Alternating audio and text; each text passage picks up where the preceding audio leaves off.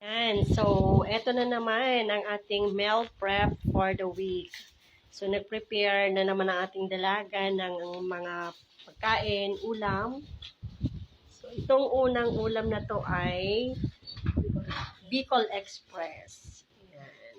At ito naman ang burger steak.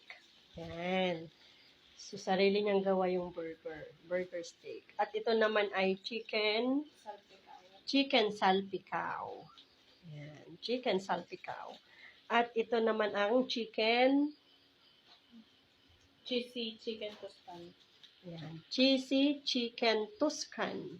Italian yan. Oh, so this is an Italian menu. Again, ano ito? Cheesy chicken Tuscan. Yan. At meron din tayong gulay, syempre, para naman daw healthy.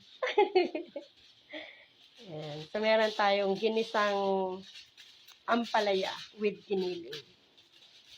At nagagawa pa siya ng, yan, ano yung ginagawa mo?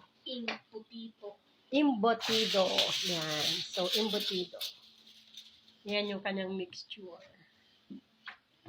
So, ayan.